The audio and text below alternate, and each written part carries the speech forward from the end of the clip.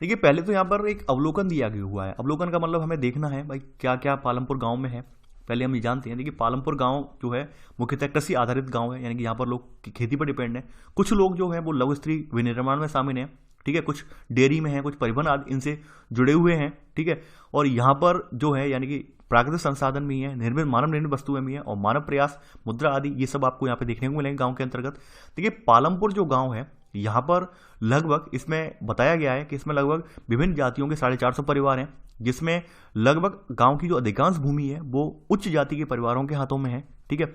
उनमें से कुछ परिवार जो हैं वो अनुसूचित जाति के हैं, यानी दलित जाति के लोग हैं, जिनकी उस गांव की कुल जनसंख्या का वो 1/3 है और उनके पास काफी छोटे घर हैं और काफी छोटी भूमि का टुकड़ा भी है, ठीक है। उनके घर जो है यहाँ पे बताए गए हैं कि किस प्रकार के बने हुए हैं, घास फूस के यानी मिट्टी के बने हुए घर हैं, यानी कि वहीं जो उच्च जाति के लोग हैं, अगड़ी जाति के लोग हैं, उनके घर जो पक्के बने हुए हैं। इस तरह से यहाँ पे बताया गया है कि कैसे हमारे गांव में एक सामाजिक असमानता है, उसको देखते हुए कैसे संसाधन वितरण किए गए हैं, तो वो चीज कहानी यहाँ के रूप में यहाँ पर बताई गई है, ठीक है। देखिए पालमपुर मूल रूप से जो गांव यहाँ पे ऑब्जर्व किया गया है, ये एक राइटर है गिलबर्ट 18, इनका शोध अध्ययन है, इस पर आधारित है ये, ठीक है। और ये पश्चिमी यूपी का एक जिला है बुलंदशहर, इसका एक गांव है पालमपुर, ठीक है। तो वहां की एक जो अवलोकन है उस अवलोकन को यहाँ पर रखा गया है, ठीक है।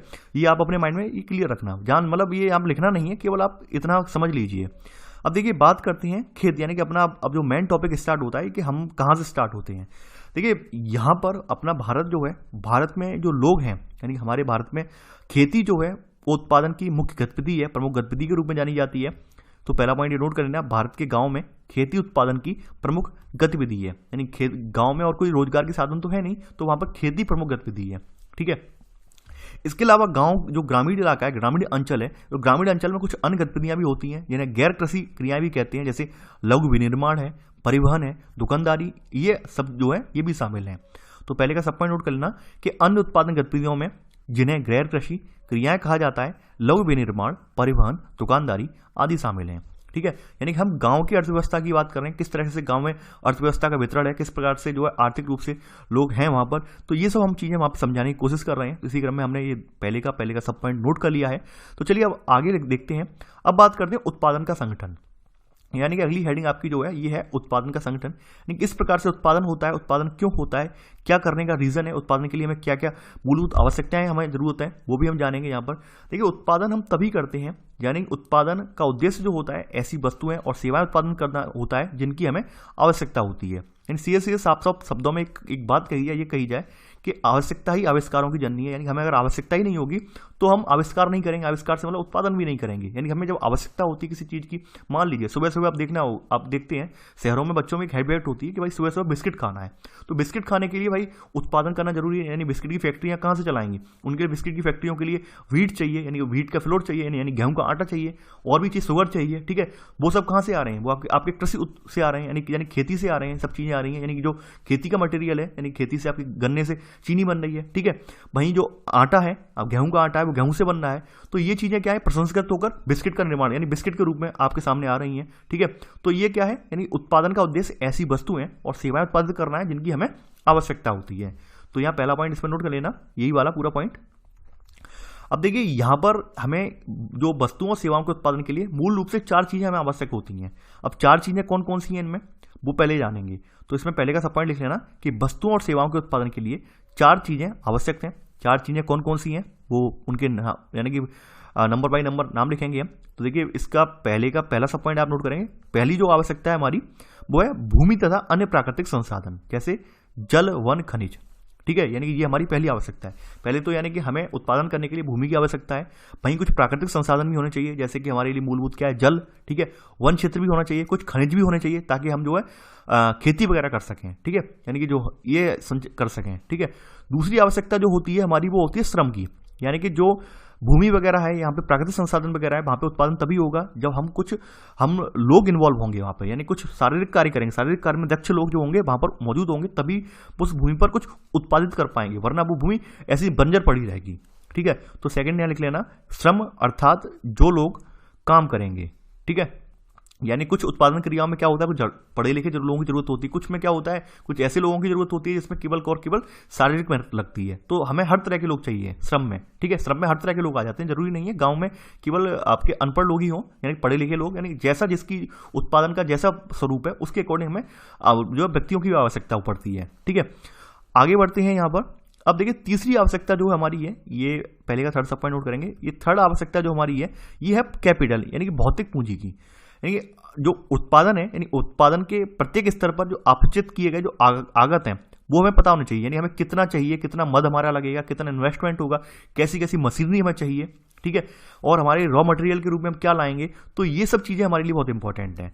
तो थर्ड सब पॉइंट लिख लेना कि भौतिक पूंजी, ठीक है, अर्थात उत्पादन के प्रत्येक स्तर पर अपेक्षित कई तरह के आगत, यानी क्या क्या आगत हैं। अब देखिए इसके अंतर्गत कुछ मदें आती हैं, भौतिक पूंजी के अंतर्गत भी कुछ मदें आती हैं। जैसे देखिए थर्ड सब पॉइंट का ही सब पॉइंट है, ये का सब पॉइंट बना देना। पहली मद आती है आपकी औजार, मशीन और भवन, भौतिक पूंजी में। इन्हें जो है हम लोग स्थायी पूंजी कहते हैं, ठीक है, इन्हें हम स्थायी पूंजी कहते हैं। जैसे हमने अगर हम किसान के परिप्रेक्ष्य में बात कर लें, यानी ग्रामीण अंचल के परिप्रेक्ष्य में बात कर लें, तो औजार वहां पे क्या हुआ, औजार मान लीजिए ट्रैक्टर हो गया। मशीन क्या हुआ, मशीन के रूप में आप मान लीजिए थ्रेसर मान लीजिए मशीन हो गया, ठीक है।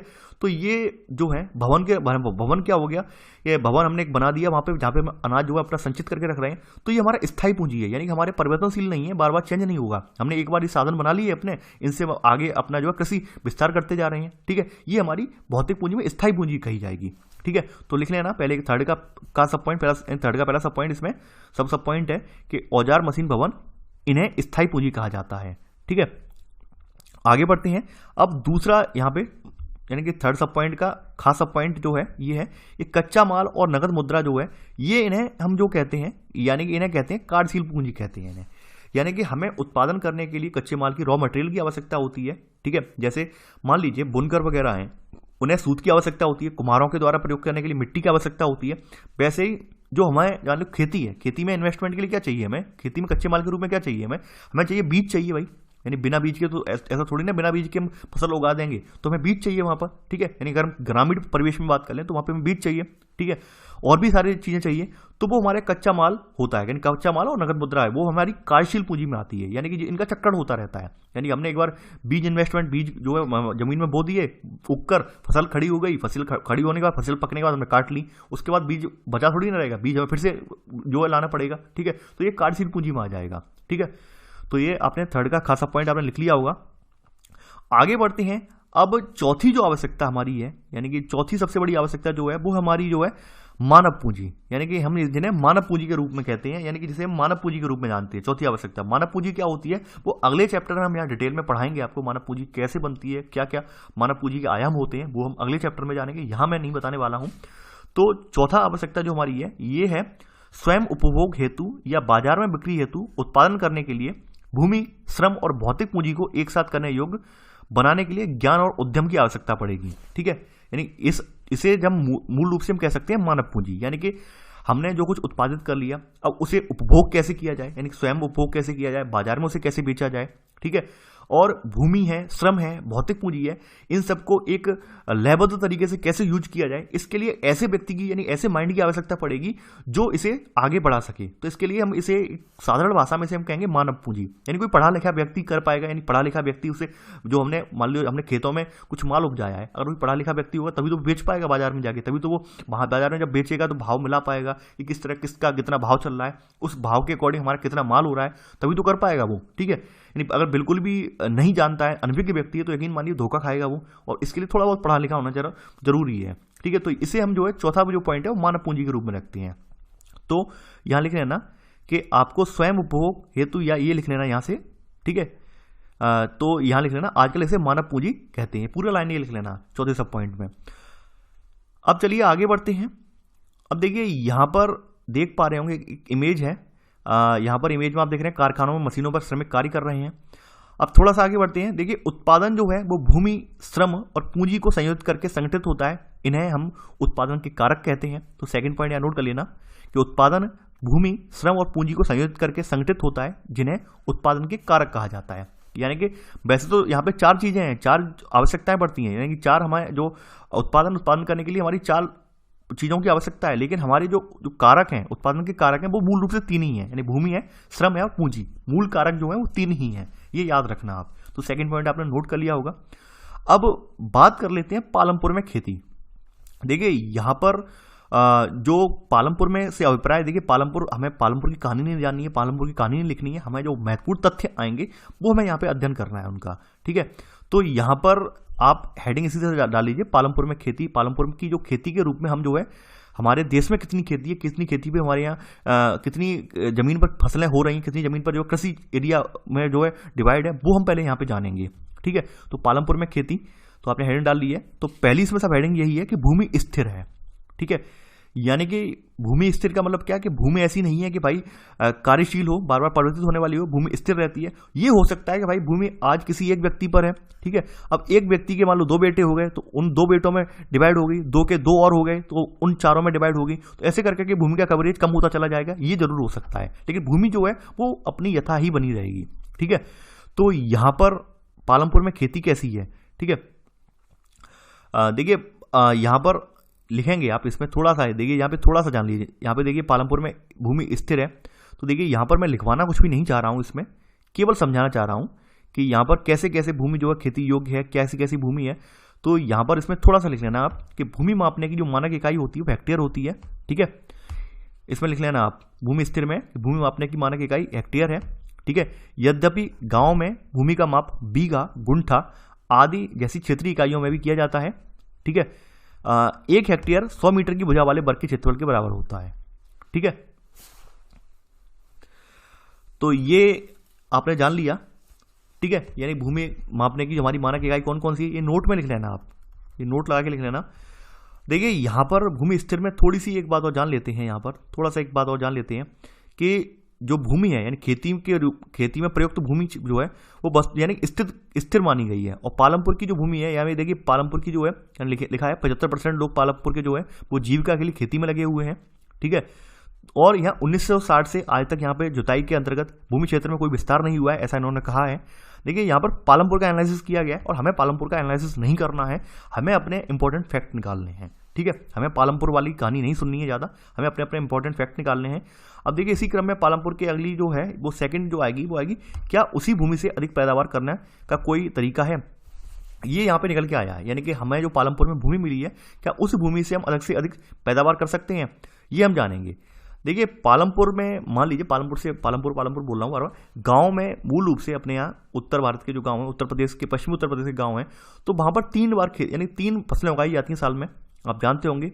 यानी कि यहाँ पर कौन कौन सी फसलें उगाई जाएंगी, यानी कि अक्टूबर दिसंबर के बीच में आलू की खेती होती है, वहीं जो कि रबी के मौसम में होती है, वहीं सर्दी के मौसम यानी रबी के मौसम में गेहूं की खेती होती है, ठीक है। इसके अलावा भूमि के एक भाग पर गन्ने की खेती भी की जाती है, जिसकी वो वर्ष में एक बार कटाई भी करते हैं, ठीक है। और यहाँ पर जो लोग हैं, यानी कि यहाँ पर जो लोग हैं वो एक वर्ष में भूमि पर 1 से ज़्यादा फसलें उगाते हैं, जिन्हें हम बहुविध फसल प्रणाली भी कहते हैं, ठीक है। यानी कि अक्सर गांव में जो लोग होते हैं, ऐसा नहीं है केवल एक ही फसलें उगाएं, 1 से ज़्यादा फसलें उगाते हैं, तो उन्हें हम बहुविध फसल प्रणाली कहते हैं, ठीक है। अब देखिए यहाँ पर आज अगर प्रेजेंट सिनेरियो में बात करें, तो प्रेजेंट सिनेरियो में आज भी देश की कुल क्षेत्र के 40% से भी ज़्यादा जो कम क्षेत्र में ही हमारे यहाँ सिंचाई होती है, ठीक है। और शेष क्षेत्रों की जो खेती होती है वो मुख्यतः वर्षा पर निर्भर है। तो देखिए इसमें पॉइंट टू द पॉइंट आप लिखते जाएंगे, कहाँ से लिखेंगे, यहाँ पे लिखेंगे। इसमें पहला पॉइंट, अक्टूबर और दिसंबर के बीच आलू की खेती होती है, ठीक है। देखिए यहां से आप पहले यहीं से स्टार्ट करेंगे, ऊपर से कर लीजिए स्टार्ट। यहाँ पे पहला पॉइंट कि बरसात के मौसम में किसान ज्वार और बाजरा उगाते हैं, ठीक है। बरसात के मौसम में किसान ज्वार और बाजरा उगाते हैं। सेकंड पॉइंट, इसके बाद अक्टूबर दिसंबर के बीच आलू की खेती होती है।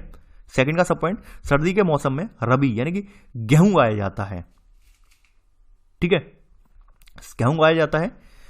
थर्ड पॉइंट, भूमि के एक भाग के रूप में गन्ने की खेती भी की जाती है, जिसकी वर्ष में एक बार कटाई होती है। अब देखिए हमने जो पालमपुर से जोड़ के कहानी लिखी है, इसमें हम क्या क्या जानेंगे।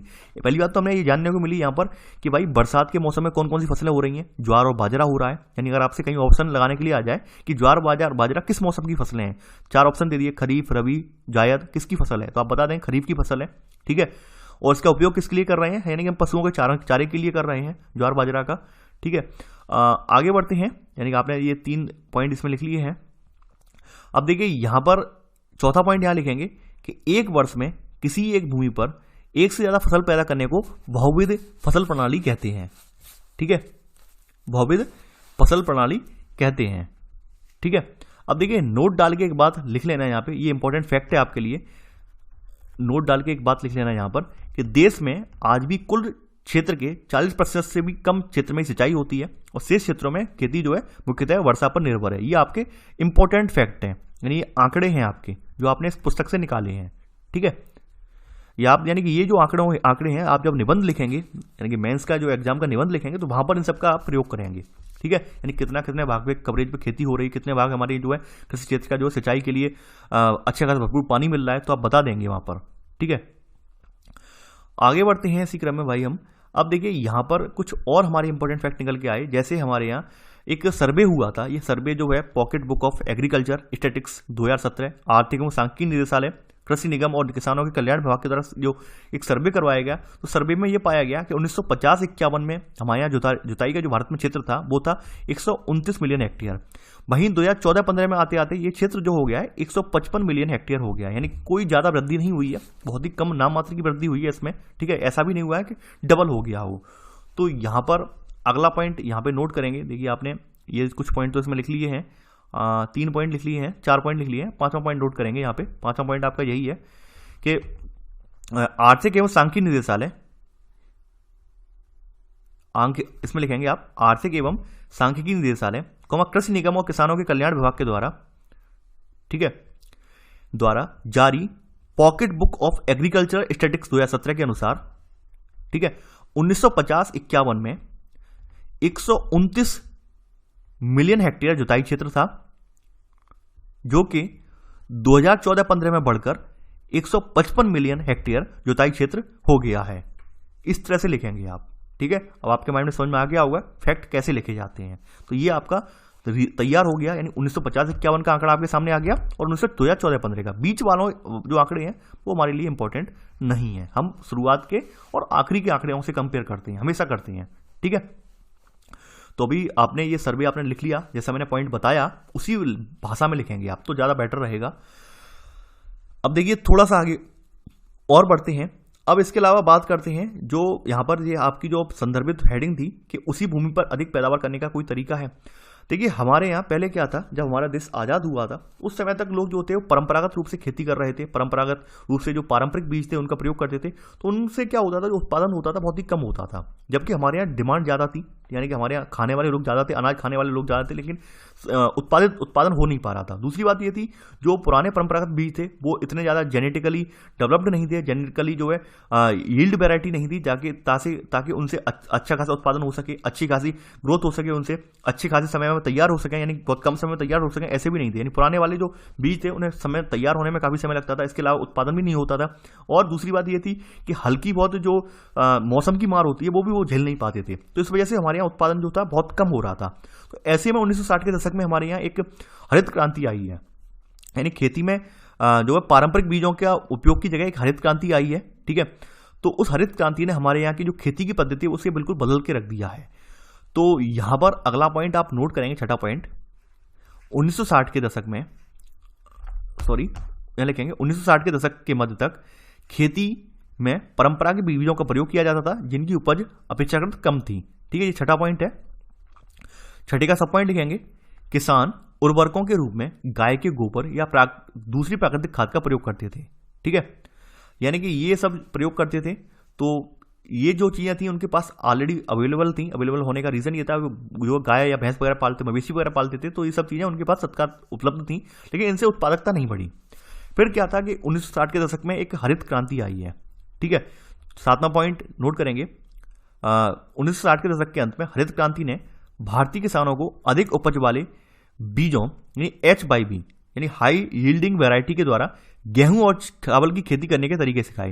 यानी कि जब जो आपकी हरित क्रांति आई है, हरित क्रांति में 2 ही फसलों का चयन हुआ है, ये आप याद रखना। यहाँ पे कौन कौन सी, गेहूं का और चावल का, यानी इसकी उत्पादकता बढ़ाई गई है। इस शुरुआत में हरित क्रांति के अंतर्गत 2 फसलें थी आपकी, गेहूं और चावल। तो ये प्रश्न पूछा जाता है हरित क्रांति की मुख्य फसलें क्या थी, गेहूं और चावल थी। ठीक है, जिसमें HYB बीज है यानी हाई यील्ड वैरायटी वाले बीज हैं, ठीक है, उनका प्रयोग किया गया था।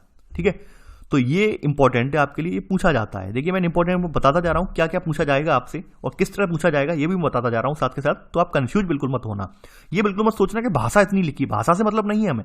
भाषा तो हम भूमिका बनाने के लिए अपनी लिखते हैं, भाषा इसलिए हम लिख रहे हैं यहाँ पे थोड़ी बहुत कि हमें मेन से एग्जाम में लिखना है, तो हमें कैसे लिखेंगे पॉइंटों को, उसलिए भाषा लिख रहे हैं यहाँ पर, ठीक है। अब देखिए यहाँ पे थोड़ा सा आगे बढ़ते हैं। अब देखिए H/B जो बीज आ गए हैं तो ऑब्वियस सी बात है हमारे यहाँ उपज बढ़ जाएगी, यानी कि इन बीजों की सहायता से क्या हुआ कि अति उपज प्रजातियों वाले बीजों से अधिकतम उपज पाने के लिए बहुत ज्यादा हमें पानी की आवश्यकता थी, रासायनिक खाद की, कीटनाशकों की आवश्यकता थी। यानी कि हमारे यहाँ जब हमने H/B बीज हमने लगा दिए तो उनके लिए हमें और आवश्यकताएं भी पड़ी। ये देखिए एक इमेज दिया गया है कि अधिक उपज वाले बीज हैं, इनके लिए अच्छी खासी हमें जो है उर्वरक चाहिए, कीटनाशक भी चाहिए, सिंचाई के साधन चाहिए, तभी ये बीज जो है फल फूल सकते थे। यानी इनके सामने, इन बीजों के सामने भी समस्याएं थी। यानी कि ऐसा नहीं था, हरित क्रांति ने हमें लाभ ही लाभ दिया है, लाभ नहीं दिया, इसके दुष्परिणाम भी बहुत सारे हुए हैं। दुष्परिणाम कौन कौन से हुए हैं वो इसी में हम देखेंगे। अब देखिए H/B बीज आ गए तो H/B बीजों के लिए अधिक से अधिक उपज पाने के लिए बहुत ज्यादा हमें पानी की आवश्यकता है, ठीक है। दूसरी बात यह है कि जो कीटनाशक हैं यानी पेस्टिसाइड्स हैं, फर्टिलाइजर्स हैं, तो इनकी भी आवश्यकता थी, तभी ये संभव थी, ठीक है। तो बहरहाल क्या हुआ कि जब शुरुआती दौर में हरित क्रांति अब चल रही थी, तो हरित क्रांति अब चलने के दौरान हमारा पंजाब, हरियाणा, पश्चिमी यूपी सबसे पहले यहाँ से स्टार्ट हुई, जहाँ पर पंजाब में सबसे ज़्यादा इसका असर रहा है हरित क्रांति का, ठीक है। तो वहाँ पर पंजाब में सबसे ज़्यादा ये रही हरित क्रांति, तो वहाँ पर क्या था, बहुत ज़्यादा पानी का दोहन किया गया, यानी जो सिंचित जो भौम जल है, भौम जल को बहुत ज़्यादा निकाला गया जमीन से। इसके अलावा वहाँ पे फर्टिलाइजर वगैरह, पेस्टिसाइड वगैरह जो है बहुत ज़्यादा अधिक मात्रा में यूज किया गया। तो उससे क्या हुआ, वहाँ की ये सब चीज़ें थी दूषित हो गई हैं, वहाँ का पर्यावरण जो है दूषित हो गया। आज भी अगर आप देखेंगे तो पंजाब का जो जल स्तर है काफ़ी नीचे चला गया है, ठीक है। जाने का रीजन ये था कि हरित क्रांति के दौरान उन्होंने अंधाधुंध तरीके से जल का उपभोग किया है, ठीक है। तो हरित क्रांति हमारे लिए बहुत अर्थों में सही साबित नहीं हुई, इसके हमारे लिए बहुत सारी परेशानियां भी खड़ी कर दी, बहुत सारे दुष्परिणाम भी हुए, वो सब हम साथ के साथ जानेंगे। पहला दुष्परिणाम ये हुआ कि भाई मैं आपको बता रहा हूं कि बहुत ज्यादा जब पानी लगाया गया तो क्या हुआ, बहुत ज्यादा पानी लगाने से जमीन जो दलदली हो गई, दलदली जमीन होने से वहां पे तमाम तरह के जो कीट पतंगे थे वो उगना शुरू हो गए। उसके अलावा हमने जब बहुत ज्यादा कीटनाशकों का प्रयोग किया तो क्या हुआ, कीटनाशकों से प्रयोग करने से हमारी जो मिट्टी थी, मृदा जो थी, मृदा की अम्लता बढ़ गई, मृदा में बहुत ज्यादा अम्लीय होगी मृदा, यानी कि उसकी उर्वरता जो थी उसका क्षरण हुआ, ठीक है। और तमाम तरह की हमारी जो बीमारियां हैं वो हमारी पनपी, ठीक है। तो ये सब दुष्परिणाम हुए हमारे सामने हरित क्रांति के। तो इसी में नोट करेंगे आप, देखिए आपने 7वां पॉइंट यहाँ पे नोट किया है, आई होप आपने, हाँ 7वां पॉइंट नोट किया है।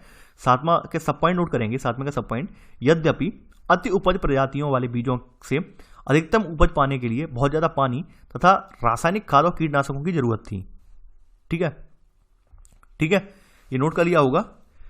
इसी में 7वें का सेकंड सब पॉइंट, भारत में पंजाब, हरियाणा और पश्चिमी यूपी के किसानों ने खेती के आधुनिक तरीकों का सबसे पहले प्रयोग किया। यानी कि हरित क्रांति का सबसे पहले लाभ किसने उठाया, पंजाब ने उठाया पहले नंबर पर, सबसे ज्यादा पंजाब में फली फूली है, उसके दूसरे नंबर पर आया हरियाणा और तीसरे पर आया पश्चिमी यूपी, समूचा यूपी नहीं, केवल पश्चिमी यूपी, ठीक है। तो इसके लिए तमाम जो है आपके नलकूप वगैरह लगाए गए, तमाम जो है आपके परंपरागत जो है यहाँ पे जो है आपकी हरित क्रांति वाली खेती के लिए तमाम सिंचाई के साधन लगाए, विकसित किए गए, तमाम जो है और भी साधन बनाए गए हैं, ठीक है। अब देखिए यहाँ पर एक अनुमान बताया गया है कि परंपरागत बीजों से गेहूं की उपज जो थी 1300 किलोग्राम थी प्रति हेक्टेयर में, वहीं जो H/Y यानी हाई यील्ड वेराइटी वाले बीज थे उनसे एक हेक्टेयर में 3200 किलोग्राम की जो है उपज यहाँ पे निकल रही थी। तो इससे क्या था, किसान के पास काफी अच्छी खासी मात्रा में अधिशेष बच रहा था, ठीक है। तो देखिए ये तो हमने एक जनरल आंकड़े थे, बस हमने बताने के लिए समझाया आपको कितनी कितनी, यानी पुराने वाले बीजों से कितना एक हेक्टेयर में कितना उत्पादन हो रहा था, नए वाले बीजों से H/B वाले बीजों से हमारा कितना उत्पादन हुआ, ठीक है। तो देखिए यहां पर आप अगला पॉइंट लिख लेना इसी में, 7वें का थर्ड सब पॉइंट, H/B बीजों से उपज 3200 किलोग्राम प्रति हेक्टेयर तक पहुंच गई, ठीक है। H/B बीजों से गेहूं की उपज, ठीक है, गेहूं की उपज लगा लेना इसके अंदर, यानी ये तो पता चले किसकी उपज हो रही, गेहूं की उपज है, ठीक है। गेहूं की उपज जो थी वो 3200 किलोग्राम प्रति हेक्टेयर तक पहुंच गई, ठीक है। हरित क्रांति के जनक आप जानते ही हैं, नॉर्मन बोरलॉग हैं और अपने एम स्वामीनाथन हैं, ठीक है, दोनों लोगों को आप अच्छे से जानते हैं। अब बात करते हैं अगला पॉइंट, यानी कि हमारे यहाँ जो उस समय दालों का उत्पादन कितना हो रहा था, यानी कि हमने तो अनाज का उत्पादन अपने यहाँ देख लिया, ठीक है, अनाज का उत्पादन किस प्रकार का था। अब हम बात करते हैं हमारे यहाँ दालें जो हैं, दालें किस प्रकार से उत्पादन हो रहा था दालों का। तो 8वां पॉइंट नोट करेंगे आप कि कृषि निगम और किसानों के कल्याण विभाग, ठीक है, ने फरवरी 2018 में एक आंकड़े प्रस्तुत किए हैं। इन आंकड़ों के अनुसार 1965-66 में दालों का उत्पादन, ठीक है, 10 करोड़ टन, वहीं दालों का उत्पादन और गेहूं का उत्पादन दोनों समान रूप से 10 करोड़ टन था। ठीक है, वहीं 2017-18 में दालों का उत्पादन मात्र 24 करोड़ टन और गेहूं का उत्पादन 97 करोड़ टन है। ठीक है, यानी कि जब शुरुआत में हमारे यहाँ इस शुरुआती दौर जब था हरित क्रांति के दौर के समय हमारे यहाँ दालें और गेहूं समान रूप में उगाए जाते थे। तभी आप देखते होंगे उस समय के लोग यानी कि तमाम दालें वगैरह थी, बहुत ज़्यादा दालें वगैरह खाते थे। ठीक है, आज के टाइम में जब दालों का उत्पादन जब घट गया है तो दालों के प्राइस भी हाइक हो गए, यानी बढ़ गए हैं। ठीक है, यही रीज़न है। तो आपने ये पॉइंट लिख लिया होगा कि अभी वाले आंकड़े क्या हैं और तब के आंकड़ों में क्या अंतर है। यानी 1965-66 में दालों का उत्पादन और गेहूं का उत्पादन लगभग बराबर था। आज की डेट में अगर देखें तो दालों का उत्पादन हमारे यहाँ कम हो गया है और गेहूं का उत्पादन बढ़ गया है। ये मैं नहीं कह रहा हूं, ये आपके कृषि निगम और किसानों कल्याण विभाग के आंकड़े कह रहे हैं। ठीक है, तो आपने ये 8वां पॉइंट भी नोट कर लिया है। आगे बढ़ते हैं, अब बात करते हैं यहाँ पे क्या भूमि यह धारण कर पाएगी। यानी कि यहां पर वही सवाल निकल के आ गया कि हमने जो हरित क्रांति लेकर आए हैं तो इस हरित क्रांति का क्या दुष्परिणाम हुआ। कहने का मतलब यहां पर देखिए इस चीज में लाइन में जो है घुमा के हमने समझते हैं कि दुष्परिणाम क्या हुआ। दुष्परिणाम ये हुआ कि खेती की जो धारण क्षमता थी, यानी कि खेती की धारण क्षमता थी वो कम हुई, खेती की जो उपजाऊपन था वो कम हुआ। तमाम हमने जो पर्यावरणीय साधन है यानी कि तमाम जो हमने सिंचाई के साधनों का उपयोग किया उससे क्या हुआ, भौम जल स्तर हमारा कम हो गया। तो ये सब हमें दुष्परिणाम भी झेलने पड़े। तो थर्ड हेडिंग आप डाल लेना, थर्ड सब हेडिंग आप लिख लेना, क्या भूमि यह धारण कर पाएगी, हरित क्रांति का जो प्रभाव है वो धारण कर पाएगी या नहीं कर पाएगी। तो यहां पर आप इसमें लिखेंगे पहला पॉइंट कि वैज्ञानिक रिपोर्टों के संकेत मिलता है कि खेती की आधुनिक कृषि विधियों ने प्राकृतिक संसाधन आधार का अति उपयोग किया। ठीक है, और यहां पर लिख लेंगे आप पहले का सब पॉइंट, अनेक क्षेत्रों में हरित क्रांति के कारण उर्वरकों के अधिक प्रयोग से मिट्टी की उर्वरता कम हो गई। ठीक है, इसी में अगला सब पॉइंट, इसके अतिरिक्त नलकूपों से सिंचाई के कारण भूमि जल स्तर प्रयोग से भूमि जल स्तर कम हो गया। ठीक है, ये आपका इसमें सब पॉइंट थे, ये इतने सब पॉइंट लिख लीजिए। और अन्य भी नुकसान भी तो हुए ही हुए हैं, तो यानी कि वहां का पूरा पारिस्थितिकी तंत्र ही चेंज हो गया है, तो वो सब हम यहां पे नहीं लिखेंगे। ठीक है, चलिए आगे बढ़ते हैं। अब देखिए यहां पर नोट करके कुछ लिखेंगे। ये नोट जो है वो द ट्रिब्यून, एक स्रोत है द ट्रिब्यून चंडीगढ़, ठीक है, उसमें छपा हुआ एक आर्टिकल है, उसके अकॉर्डिंग है ये कि इसमें ये है कि देश में सबसे ज्यादा रासायनिक खाद का सबसे अधिक प्रयोग पंजाब में है। ठीक है, यानी देश में आज की डेट में सबसे ज्यादा जो रासायनिक खाद का प्रयोग करते हैं वो पंजाब के किसान करते हैं। रीजन क्या है, रीजन करने का ये है कि भाई वहां के लोगों ने सबसे ज्यादा हरित क्रांति का लाभ उठाया, सबसे ज्यादा यानी कि जमीन के स्तर से जमीन से जल निकाला, उससे खेती की, अच्छे खासे फर्टिलाइजर्स यूज किए, उससे क्या होता है वहां पर जो वहां की उपजाऊपन था मिट्टी का वो खत्म हो गया। अब भाई आज की डेट में वहां के उपजाऊपन जब खत्म हो गया है, लेकिन आज भी लोग वहां पे अंधाधुंध तरीके से खेती कर रहे हैं, उसके लिए ज्यादा से ज्यादा फर्टिलाइजर्स की जरूरत पड़ेगी, ज्यादा से ज्यादा पानी की जरूरत पड़ेगी। उससे क्या होगा, हमारा उत्पादन बढ़ जाए, उत्पादन तो बढ़ेगा ही बढ़ेगा, साथ ही साथ लागत भी बढ़ जाएगी। यानी मान लीजिए फॉर एग्जाम्पल, पहले हमारा जो 1 हेक्टेयर खेत था, यानी कि 1 हेक्टेयर हमारा जो खेत था पहले, तो 1 हेक्टेयर खेत के लिए हम पहले जो लगा रहे थे 1 हेक्टेयर के लिए मतलब 1 बोरी यूरिया की लगा रहे थे। आज की डेट में मान लीजिए पंजाब के किसान क्या कर रहे हैं, यानी 1 हेक्टेयर खेत के लिए वहां पर 2 बोरी यूरिया की लगा रहे हैं। फॉर एग्जाम्पल मैं बता रहा हूं। ठीक है, यानी कि ये ऐसा हुआ क्यों है, हुआ इसीलिए हुआ है कि हमने शुरुआत में बहुत ज्यादा मिट्टी की उपजाऊपन कम कर दिया। इस वजह से हमें आज उपजाऊपन बढ़ाने के लिए तमाम रासायनिक खादों का प्रयोग करना पड़ रहा है, जिससे क्या हो रहा है, हमारी उत्पादन की लागत बढ़ती जा रही है। तो ये दुष्परिणाम हुआ है। ठीक है, तो यहां पर नोट कर लीजिए कि देश में रासायनिक खाद का सबसे अधिक प्रयोग पंजाब में है। ठीक है, इसमें लिखेंगे, यानी कि यहां पर लिखेंगे पंजाब के किसानों को पहले का उत्पादन स्तर पाने के लिए अब अधिक से अधिक रासायनिक उर्वरकों और अन्य आगतों का प्रयोग करना पड़ता है, जिससे वहां की खेती की लागत बहुत तेजी से बढ़ रही है। ये आपका नोट का सब पॉइंट है। ठीक है, चलिए आगे बढ़ते हैं। देखिए यहां पर अगली जो हेडिंग है, ये हेडिंग है पालमपुर के किसानों में भूमि किस प्रकार वितरित है। तो यहां पर ये कहानी है, इस कहानी में भी कुछ है नहीं खास। ठीक है, इस कहानी में भी कुछ खास है नहीं, तो चाहे तो आप पॉइंट डाल लीजिए या ना डालिए, कोई फर्क नहीं पड़ता है। यहाँ पे हम मेन पॉइंट पहले लिख लेते हैं। मेन पॉइंट हमारे क्या कहता है, अगला पॉइंट हमारा ये कहता है। ठीक है, देखिए डाल लीजिए पालमपुर के किसानों में भूमि किस प्रकार वितरित है, तो आसानी रहेगी भाई, हमने कहाँ से उठाया है आपको पता चलेगा। ठीक है, देखिए पालमपुर के किसानों में पहले क्या था, एक एग्जाम्पल मैं दे रहा हूँ, इस भूमि में भी वही एग्जाम्पल दिया गया है, इस आर्टिकल में वही एग्जाम्पल दिया गया है कि पहले मान लीजिए किसी व्यक्ति के पास 100 बीघा जमीन थी और वो व्यक्ति अकेला था, ठीक है। तो क्या था भाई, अच्छा खासा पैदावार हो रही थी, अच्छी खासी उसे भी लाभ प्राप्त हो रहा था। अब भाई उसके 3 पुत्र यानी 2 पुत्र हो गए, 2 पुत्रों में 50-50 बीघा जमीन फिर से बट गई, ठीक है। अब 2 के 2 फिर हो गए, इनमें 25-25 बीघा जमीन बट गई, ठीक है। इससे क्या हुआ, इससे जमीन तो स्थिर रही, बल्कि जो लोग थे, लोगों की जो आमदनी का स्रोत था वो घटता चला गया। यानी जैसे जैसे जमीन छोटी होती चलेगी, लोगों की आमदनी, लोगों का जो उत्पादकता थी, लोग जो अपनी जमीन पर उत्पादन कर रहे थे वो कम होता चला गया, ठीक है। इससे लोगों की आय जो थी वो कम होती चली गई, ठीक है। तो ये यहाँ इस आर्टिकल में यही समझाया गया है। तो हमें ये ज़्यादा ध्यान रखना, यानी हमने कहानी के रूप में है तो हमें ज़्यादा समझना नहीं है। अब बात करते हैं कि कृषि क्षेत्र और कृषक, इनका वितरण किस प्रकार से है, ठीक है, ये हम जानेंगे। देखिए अभी हाल में एक रिपोर्ट ये आई है, ये आपकी रिपोर्ट यही है, यानी pocket book of agriculture statistics 2017 और स्टेट ऑफ इंडियन एग्रीकल्चर 2017, इसके अलावा कृषि सहयोग एवं किसानों के कल्याण विभाग कृषि जनगणना 2011-12 के अनुसार एक रिपोर्ट प्रस्तुत की गई है। इसमें यह बताया गया है कि कृषि क्षेत्र में, यानी कि जो यहाँ पर कृषि क्षेत्र, देखिए डायग्राम आप बना लेंगे तो ज़्यादा बेटर रहेगा, ठीक है। यहाँ पर उस समय क्या था, इन कृषि क्षेत्र में आज की डेट में मझोले और बड़े कृषक जो हैं, मझोले और बड़े कृषक यानी कि वो है 55.4% है।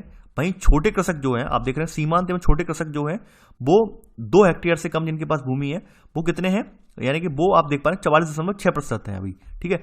और कृषकों की संख्या वर्तमान में क्या हो गई है, यानी कि ये अंतर दिखाया जा रहा है, ये आपका अंतर जो दिखाया जा रहा है ये पहले के आंकड़े हैं और ये अभी के हाल के आंकड़े हैं। यानी कि पहले जो बड़े किसान थे, यानी कि पहले जो आज़ादी के हमारे भारत को आज़ादी मिली थी, लगभग हम बात कर सकते हैं 1950 के लगभग दशक में, ठीक है। 1950 के दशक में क्या था कि 55.4% लोग ऐसे थे जो कि जिनके पास 2 हेक्टेयर से ज़्यादा जमीन थी, और ऐसा ये कह रहा है। और 44.6% लोग ऐसे थे जिनके पास 2 हेक्टेयर से कम भूमि थी, यानी सीमांत कृषक थे। आज की डेट में अगर उठा के देखें हम तो आज 85% संख्या किनकी है, सीमांत एवं छोटे कृषकों की, क्योंकि जमीन की जो जोतें हैं वो कम होती चली गई। कम होने का रीजन क्या है, जनसंख्या वृद्धि, ठीक है। वहीं अगर बड़े किसानों की बात करें तो आज की डेट में मात्र 15% किसान जो हैं वो बड़े कृषक हैं, मझोले और बड़े कृषक हैं। ये आंकड़े अभी के हैं, ठीक है। कंपेयर किया गया है ये, यानी कि ये 1950 से हमने कंपेयर किया है, लगभग 1950 या 60 के दशक से कंपेयर किया है, और ये आज के आंकड़े हैं वर्तमान में, कि वर्तमान में स्थिति क्या है। तो देखिए इस डायग्राम को आप इसी प्रकार बना लेना तो ज़्यादा बेटर रहेगा, ठीक है। और लिख लेना ये कब के आंकड़े हैं, यानी कि ये दिखा रहे हैं लगभग 1950-60 के दशक का आंकड़ा है और ये प्रेजेंट का आंकड़ा है, ठीक है। तो आई होप मैंने पूरा समझा दिया है आपको, तो आपको समझ में आ गया होगा, ठीक है। यानी पहले के टाइम में जो हमारे बड़े जो कृषक थे, बड़े जो कृषक थे उनकी संख्या बहुत ज़्यादा थी, मझोले और बड़े कृषकों की। वहीं आज की डेट में अगर देखें तो हमारे जो बड़े कृषक थे उनकी जो तमाम संतानें उत्पन्न होती चली गई, उन संतानों को भी संतानें उत्पन्न हुई, तो जमीन का वितरण हुआ, तो जमीन की जोतें जो है छोटी होती चली गई। तो परिणाम यही हुआ कि आज की डेट में हमारे यहाँ जो लघु और सीमांत किसान जो बोले जाते हैं उनकी संख्या 85% है। वहीं जो बड़े जो किसान है, मझोले और बड़े कृषक हैं जिनके पास 2 हेक्टेयर से अधिक भूमि है, उनकी संख्या मात्र 15% रह गई है, ठीक है। ये किसकी रिपोर्ट है, ये रिपोर्ट है आपकी pocket book of agriculture statistics, ठीक है, स्टेट ऑफ इंडियन एग्रीकल्चर 2017 और कृषि सहयोग एवं किसानों कल्याण विभाग के द्वारा जो कृषि जनगणना हुई है इसके अनुसार ये रिपोर्ट है, ठीक है। तो ये आप लिख लेना, ऐसा ही एडिटेड डायग्राम बना लेना, मैंने समझा दिया है आपको ये डायग्राम, ठीक है, तो ज्यादा बेटर रहेगा। चलिए आगे बात करते हैं। अब यहां पर बात करते हैं श्रम की व्यवस्था कौन करेगा। यानी पालमपुर गांव में एक समस्या ये आई कि भाई 450 लोगों का गांव है, 450 लोगों का गांव है। अब उस गांव में अभी जो श्रम का, यानी कि आप देख पा रहे हैं श्रम का कृषकों का वितरण इस तरह से हो गया है कि भाई खेती जोतें छोटी होती चली जा रही हैं। जब जोत छोटी होती चली जाएंगी तो ऑब्वियस सी बात है लोग अपने यहाँ किसी को काम पर नहीं लगाएंगे, स्वयं ही खेती कर लेंगे, अपने बाल बच्चों को लगा के, अपनी पत्नी को लगा के खेती कर लेंगे, किसी बाहर वाले मजदूर का सहारा नहीं लेंगे। इससे क्या होगा, इससे ये जो प्रभाव पड़ेगा कि भाई जो गांव में रोजगार मिल जाता है, रोजगार नहीं मिलेगा। रोजगार थोड़ा बहुत अल्पकाल की रोजगार मिल जाता है, रोजगार का सृजन हो जाता है, वो सृजन नहीं हो पाएगा, ठीक है। इसका ये सबसे बड़ा डिसएडवांटेज हमें देखने को मिलेगा, ठीक है। यानी मान लीजिए मेरे पास फॉर एग्जांपल 10 बीघा जमीन है। अब 10 बीघा जमीन के लिए मुझे मालूम भाई मैं अकेले से इसमें से यानी जुताई नहीं कर सकता, इसे अकेले यहाँ से फसल नहीं काट सकता, मुझे 2 आदमी की जरूरत और है। तो मैंने 2 लोगों को रोजगार दिया, श्रम, ठीक है, 2 लोगों के श्रम की व्यवस्था की है। अब मान लीजिए मेरे पास 1 बीघा जमीन है, मुझे दिख रहा है भाई 1 बीघा तो मैं आसानी से कर लूंगा, अगर कोई दिक्कत होगी तो अपने परिवार वालों को लगा लूंगा, ठीक है। तो मैं बाहर वाले को रोजगार क्यों दूंगा। तो ऐसे करके क्या है, रोजगार के साधन भी जो है सीमित होते चले गए, ठीक है। खेती में हमारा रोजगार जो था वो घटता चला गया। घटने का रीजन ये था कि जोतें जो उतनी छोटी होती चली गई तो रोजगार भी घटता चला गया, ठीक है। तो यहां पर आप 5वां हेडिंग ये लिख लेना कि श्रम की व्यवस्था कौन करेगा, ठीक है। देखिए श्रम की व्यवस्था कौन करेगा मैं लिखवा दी है हेडिंग, तो लिखना नहीं है यहां पे, आप समझ लीजिए केवल, ठीक है। लिखना नहीं है कि कैसे कैसे क्या हुआ क्या नहीं हुआ, ये आप बस समझ लीजिए कि श्रम की व्यवस्था कौन करेगा। श्रम की व्यवस्था तभी हो सकती है जब हमारे यहाँ प्रचुर मात्रा में हमारा जोत बड़ा हो, यानी खेत का जो जोत है, खेत का साइज आकार है वो बड़ा हो, तभी हो सकती है, छोटे पर नहीं होती है। आम भाषा में समझ सकते हैं, ठीक है। आगे बढ़ते हैं।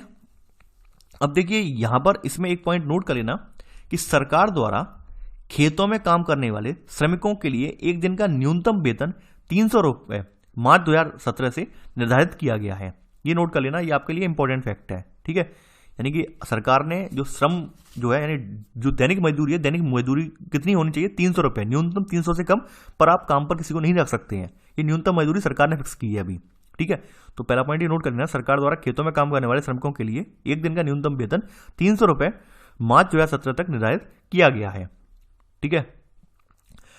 अब देखिए बात करते हैं, आगे बढ़ते हैं। अब देखिए यहां पर आई बात खेतों के लिए आवश्यक पूंजी। खेतों के लिए आवश्यक पूंजी के लिए क्या आवश्यकता होती है, यानी कि छोटे छोटे किसान जो होते हैं, यानी बड़े किसान तो अपनी आवश्यकताएं पूर्ति कर लेते हैं, क्योंकि बड़े किसानों के पास क्या होता है भाई, अच्छी खासी फसलों की पैदावार होती है, कुछ अधिशेष अपने खाने योग्य, यानी कुछ अपने खाने के लिए, अपने परिवार के खाने के लिए कुछ अनाज बचा के रख लेते हैं, बाद बाकी मार्केट में बेच आते हैं, तो उन्हें क्या होता है, कुछ धन का लाभ भी प्राप्त हो जाता है। भाई छोटे किसान जो होते हैं, छोटे किसान भाई कम, यानी कम उत्पादन हुआ, परिवार बड़ा है, अब परिवार में ही वो वितरण हो गया, सारा सब कुछ जो अनाज था वो उसका अधिशेष परिवार में वितरित हो गया, अब बेचने के लिए कुछ बचा ही नहीं। तो अब बेचने के लिए कुछ नहीं बचा तो ऑब्वियस ही बात है, उन्हें कर्ज लेना पड़ेगा। कर्ज लेंगे तो इससे क्या होता है, जो किसान जो होते हैं वो कर्ज में डूबते चले जाते हैं, यानी छोटे किसान जो होते हैं कर्ज में डूबते चले जाते हैं और निकल नहीं पाते हैं। ये सबसे बड़ा रीजन निकल के आता है, ठीक है। तो यहां पर अगली हेडिंग डाल लेना, खेतों के लिए आवश्यक पूंजी। आवश्यक पूंजी में क्या चाहिए, हमें पैसा चाहिए, यानी कि हमें कोई भी फसल उगाने के लिए पैसा चाहिए। पैसे के लिए बड़े किसान तो यहां पे अपनी पूर्ति कर लेंगे, भाई छोटे किसान जो है वो रह जाते हैं, ठीक है। देखिए यहां पर मैं लिखवाऊंगा नहीं, बस समझ लीजिए अपने माइंड में, समझते जाएंगे चीजों को तो ज्यादा बेटर रहेगा, ठीक है। तो ये मैंने ये वाला पॉइंट भी समझा दिया। आगे बढ़ते हैं इसी क्रम में भाई।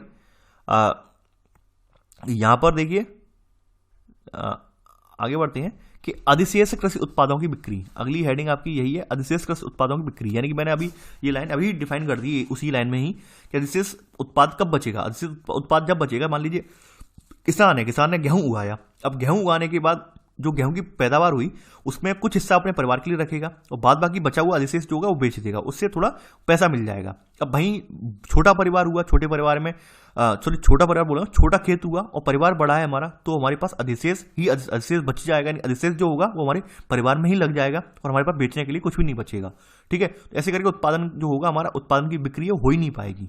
ये मैं बता चुका हूँ ऑलरेडी, चाहे लिखना या ना लिखना कोई आपकी मर्जी के ऊपर है, बस मैंने समझा दिया है आपको, ठीक है। ऐसा इसमें कुछ भी नहीं है लिखने लायक, ठीक है, यानी इसमें भी इंपॉर्टेंट कुछ भी नहीं है, समझने वाली बात थी। अब देखिए बात करते हैं पालमपुर में गैर कृषि क्रियाएं कौन कौन सी हैं। अगली हेडिंग आपकी यही है, पालमपुर में गैर कृषि क्रियाएं। पहली बात आती है डेयरी, ठीक है, डेयरी या अनप्रचलित उद्योग। पहली हेडिंग आपकी है डेयरी या अनप्रचलित उद्योग। तो इसके लिए क्या करते हैं लोग, अपनी भैंसों को कई तरह की घास और बरसात के मौसम में उगने वाली ज्वार और बाजरा यानी चरी खिलाते हैं, ठीक है। तो ये डेयरी उद्योग वहां फल फूल रहा है। इसके अलावा देखिए डेयरी उद्योग से अभिप्राय पालमपुर का ही उद्योग नहीं है, डेयरी उद्योग आज भी ग्रामीण क्षेत्रों में अच्छा खासा गैर कृषि उद्योग के रूप में चलता है, ठीक है। आप सब लोग देखते हैं हमारे आसपास के गांव में, आप देखते होंगे दूध की वैन वगैरह आती हैं, ठीक है, जो कि दूध इकट्ठा करके ले जाती हैं शहरों तक, ठीक है। तो डेयरी उद्योग हमारे यहाँ एक अन्य कृषि उद्योगों के रूप में गिना जाता है हमारे ग्रामीण परिवेश में, ठीक है। इसके अलावा देखिए बात कर लेते हैं यहां पर, अगला उद्योग जो है लघु स्त्री विनिर्माण है, ठीक है। सेकंड आपकी जो है पालमपुर में लघु स्त्री विनिर्माण का एक उदाहरण है, यानी कि यहां पर कुछ लोग जो हैं जो खेती जिनके पास नहीं है या फिर खेती के पर्याप्त अवसर नहीं है, पर्याप्त साधन नहीं है, वो लोग क्या कर रहे हैं, कुछ लोग लघु स्त्री विनिर्माण में जुड़ गए हैं, ठीक है। यानी कि कुछ लोग जहां पर जुड़ गए हैं, पहला पॉइंट इसमें नोट कर लेना, विनिर्माण कार्य पारिवारिक श्रम की सहायता से अधिकतर घरों या खेतों में किया जाता है, ठीक है, या फिर कहीं छोटे मोटे उद्योग धंधों में भी किया जाता है, ठीक है। तो उसमें जुड़ गए हैं। रीजन जुड़ने का यही है कि भाई उनके पास प्रॉपर वे में पूरी तरह से खेत नहीं है, अच्छी खासी खेती नहीं है, इस वजह से उन्होंने छोटा मोटा विनिर्माण क्षेत्र को पकड़ लिया है, ठीक है। आगे बात करते हैं दुकानदार। देखिए दुकानदार पालमपुर के कौन कौन से हैं, पालमपुर से भागे वाला गांव के दुकानदार कौन कौन से हैं। दुकानदार जो है वो ज्यादातर वस्तु विनिमय नहीं करते हैं। वस्तु विनिमय का मतलब होता है चीजों की अदला बदली। मान लीजिए मैं 1 किलो गेहूं लेके गया, मैं 1 किलोग्राम गेहूं लेके गया, उसके बदले में मुझे दुकानदार ने 1 किलो शक्कर दे दी। ऐसा जो होता है, यानी व्यापार जो होता है वो वस्तु विनिमय वाला व्यापार होता है। वो वस्तु विनिमय वाला व्यापार आज कहीं भी देखने को मिलता है। अब तो नकदी वाला व्यापार है, यानी धन की जो मुद्रा होती है, आभासी मुद्रा होती है, इसे बोली जाती है। आभासी मुद्रा हम लेके जाते हैं, उसके बदले में हम जो है अपनी जो चीजें हैं वो लेकर आते हैं, उपभोग करने वाली चीजें हम लेके आते हैं। ठीक है, तो पालमपुर के दुकानदार कैसे हैं ये भी आपने जान लिया, और किस प्रकार से हमारा हो रहा है विनिमय वो भी आपने जान लिया। अब चलिए आगे बात करते हैं। परिवहन और तेजी से विकसित है। परिवहन के मामले में आज यानी जो ग्रामीण अर्थव्यवस्था हमारी जो है वो वहां पर रिक्शा है, तांगा है, जीप ट्रैक्टर है, यानी यहाँ तक कि कुछ कुछ गाँव में जो है ट्रेन वगैरह की सुविधा भी उपलब्ध हो गई है। यानी कि आपने देखा होगा कुछ ग्रामीण अंचल जो है वो ट्रेन मार्ग, रेल मार्गों से भी जुड़े हुए हैं, तो वहां पर यातायात वगैरह जो है आसान हो गया है। अपना सामान वगैरह ढोने के लिए उन्हें शहरों तक पहुंचना बड़ा आसान हो गया है।